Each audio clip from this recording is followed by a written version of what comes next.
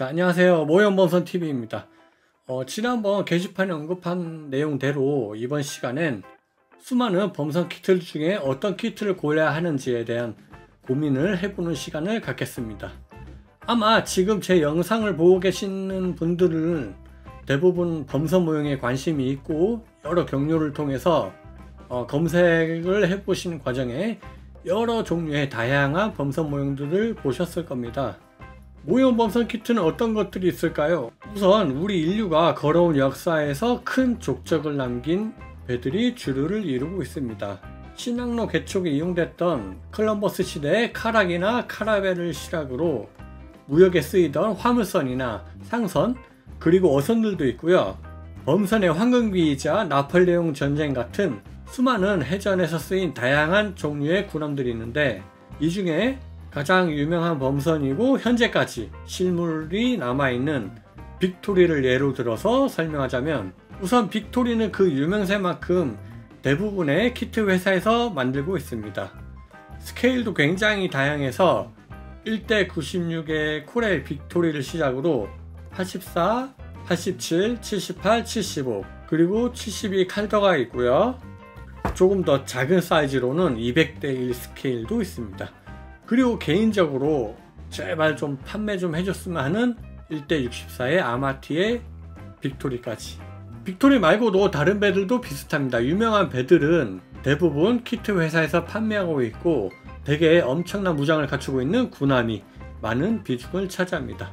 이처럼 제조 회사도 천차만별이고 스케일도 제각각인데 과연 어떤 배를 골라야 할까요? 이른바 가성비가 좋다는 가격이 싸고 좋은 것이 있을까요? 아니면 목재가 좋다거나 만들기 쉽다거나, 또 아까 예를 들은 실제 빅토리의 제현도에 있어서 가장 근접한 키트는 어떤 것일까요? 자, 이런 질문들에 대한 답변은 상당히 주관적이고 각자 중요하게 생각하는 기준도 다 다르기 때문에 뭐가 가장 좋다고 콕 집어서 말씀드리기가 어렵습니다. 하지만 여러분들께서 범선 모형을 구매하기 전에 배에 대한 관심을 가지고 여러가지 경로를 통해서 그 배에 대해 알아보는 시간을 한번 가져보세요. 가장 좋은 방법은 여러분들이 만들고 싶은 키트를 구매하기 전에 그런 똑같은 키트를 만드는 이전 모델러분들의 그 배 만드는 과정을 한번 알아보는 겁니다. 모델러들이 이 배를 만들면서 많은 기록들을 남겨놓았을 겁니다. 그 기록들을 살펴보면서 모형 테크닉이라든가 정보, 각종 노하우들을 하나하나 배워나가면서 여러분들이 제작하려는 범선에 한번 응용해 보세요. 제가 추천하는 방법은 해외 유명 커뮤니티 사이트인 모델십 월드라든가 기타 여러가지 사이트들이 있고요. 우리나라 같은 경우에는 한국 모형 범선 클럽도 있습니다. 다양한 국적의 사람들이 모여서 제작 과정을 남긴 빌드 로그를 참고하시고 혹시 있을지 모를 유튜브 채널에 제작 영상 같은 것도 한번 찾아보시길 바랄게요. 그리고 그런 제작 과정을 여러분들은 배우시면서 제작을 하시게 되면 됩니다.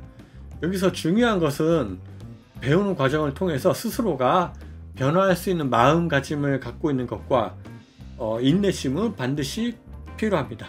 인내심이란 단어는 모형 범선에 관련된 모델링 책이라든가 해외 유명 모델러들이 모두가 하나같이 강조하는 단어입니다. 범선 모형은 결코 100m 달리기가 아니라 장거리를 달리는 마라톤과 같은 자신과의 싸움이기 때문입니다. 범선 모형은 역사가 오래된 만큼 키트들도 연식이 오래된 것들이 있는데요. 그러다 보니 과거 본인들의 키트를 새로운 키트로 리뉴얼해서 발매를 하는 곳도 있고, 이와 다르게 기존과는 다른 아예 새로운 디자인으로 개발하는 신생 업체도 생겨나고 있습니다. 범선 모형 키트의 시발 주자인 빌링보트에서 시작으로 벌크 헤드 제작 방식으로 제작하는 것이 시초인데요. 저는 이런 키트 분류를 바로 포문 제작 방법으로 기준을 잡습니다. 포문은 말 그대로 대포를 발사하기 위해서 선체에 설치된 일종의 여닫이 문인데요. 적함선과 교전하기 위해 선체 내에 설치된 대포를 선체 밖으로 밀어내기 위해서 열어야 하는 문입니다. 과거엔 바다에서 범선을 타고 항해하는 일은 수많은 위험이 도사리고 있는데요. 대표적으로 적국의 함선을 만난다거나 아니면 해적을 만날 수도 있고요. 이때 교전 중에 사용하는 무장이 바로 대포입니다. 이 대포는 군함을 제외한 일반적인 화물선에도 약간의 무장을 갖추고 있고, 미지의 바다를 항해하는 것이 많은 위험이 따라오기에 범선 시대의 상선들은 아예 무장상선이라는 단어가 있을 정도로 군함과 큰 차이 없이 화기를 잔뜩 싣고 다니는 화물선도 있었다고 합니다. 그래서 많은 키트들이 이 대포를 장착하고 있습니다. 자, 그러면 제가 왜 포문을 기준으로 삼았을까요? 범선 모형에서 이 포문을 재현하는 방법들이 곧 키트의 발전이라고 생각하기 때문입니다. 좀 더 정확히 말해 선체를 제작하는 방식의 발달이라고 할 수 있습니다.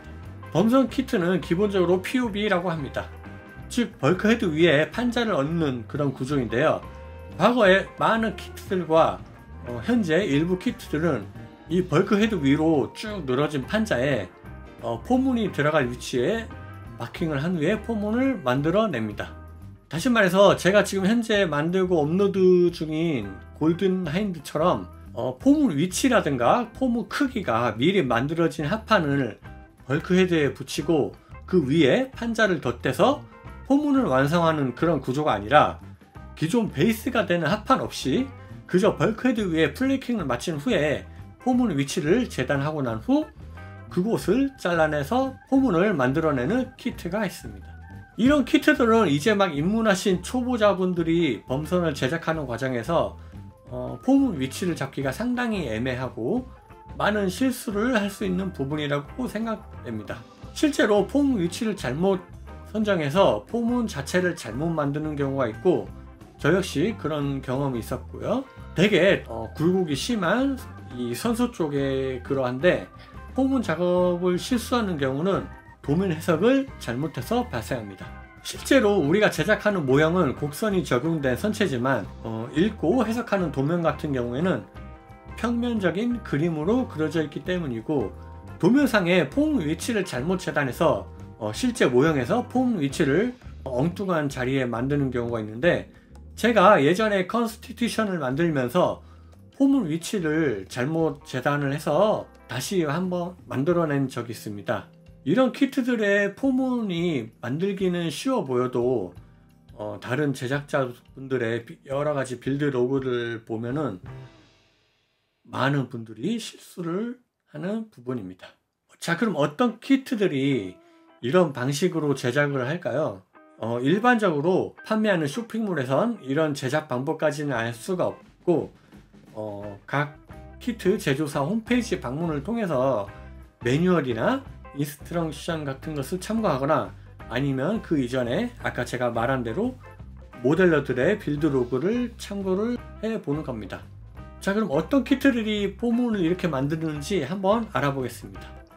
주로 코렐 키트들이나 모델 10A 그리고 오래된 구형 키트들이 이런 방식으로 포문을 만드는데, 대부분 이런 배들은 벌크헤드와 동선이 겹치지 않으면서 벌크헤드 양 옆으로 포문을 만들게끔 디자인하는데, 어떤 키트들은 벌크헤드와 포문 사이에 일정한 간격이 쭉 이어지는 반면에, 또 어떤 것들은 포문 배치가 일정하지가 않아서 일일이 자로 재놓으면서 위치를 확인해야 하는 번거로움이 있는데요. 그 과정 중에서 마킹을 잘못하거나 또는 도면 재단을 잘못해서 포문 위치가 잘못될 수 있는 것입니다. 하지만 너무 어려워하지 마시고 여러 장의 도면을 교차 검증해 가면서 천천히 그리고 정확히 인내심을 가지고 제작하신다면 큰 어려움 없이 범선을 만들 수가 있습니다.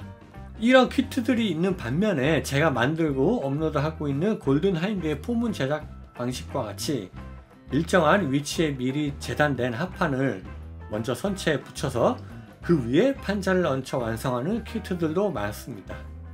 합판만 제대로 된 위치에 붙여진다면 포문 위치를 일일이 재단할 필요가 없는데요. 단지 배가 커질수록 이 붙이는 합판의 개수가 늘어날 뿐이고, 이것들만 올바른 위치에 부착이 된다면 포문 위치나 크기 등 제작함에 있어서 큰 어려움은 없을 것입니다.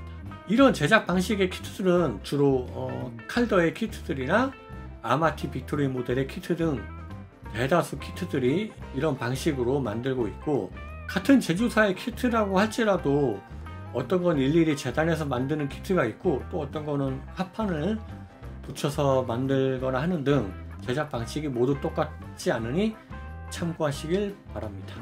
그리고 최근엔 아예 포문 구조가 POF 방식의 실선 제작 방식과 흡사하면서도 기존 키트의 벌크헤드 구조보다는 조금 더 프레임에 가깝게 디자인하기도 합니다. 이런 키트들은 포문 제작 방법이 마치 실선의 프레임 하나하나 같이 미리 계산된 위치에 몇 개의 부속들만 조립을 해주면 정확하면서도 깔끔하게 포문 위치가 잡아주게 되고, 판자가 들어갈 위치에 레이저 각인을 해놓은 파판을 붙이는 등 어떻게 보면 조금 더 쉽고 현실에 가까운 제작 방법도 나오고 있습니다. 또 이렇게 함으로써 기존에 쓰여진 더미포가 들어가는 것이 아니라 모든 포구에 포차가 하나하나 들어가면서 조금 더 실물과 가깝게 만들어집니다. 이런 방식은 주로 뱅가드 모델의 디자인들이 이렇게 나오는데, 소형 키트들은 기존과 같은 방법으로 제작을 하며 조금 더 큰 범선들부터 이런 구조를 갖고 있습니다. 그리고 알테사니아 리뉴얼된 키트들도 기존에 갖고 있는 디자인을 과감하게 버리고 새로운 디자인과 제작 방식으로 하나 둘씩 바꿔나가고 있습니다. 저는 이런 구조로 된 키트들을 아직 만들어 보진 않았지만 제가 보기에 실선 재현도에 있어서 POF에 비해 전혀 뒤처지지 않다고 생각됩니다. 선체를 만들 땐 수면 아랫부분과 제작하기 까다로운 선체 앞부분 그리고 뒷부분에 다양한 보강재를 추가시키고 그렇게 함으로써 페어링이 상당히 쉬워졌습니다. 이전 키트들이 갖고 있는 몇 개 되지 않는 벌크 헤드에 비해서 이 뱅가드 모델의 키트들 경우 벌크 헤드를 몇 장 더 추가해서 기존의 키트들보다 훨씬 더 튼튼하고 안전한 선체를 갖고 시작하며, 또 기존에 쓰이던 재료도 습기에 취약한 합판이 아닌 MDF를 사용함으로써 오차를 획기적으로 줄여나가면서 다양한 디자인을 실현시키는데 기존의 키트들에 비해 상당히 발전된 형태의 키트 디자인을 보실 수 있습니다.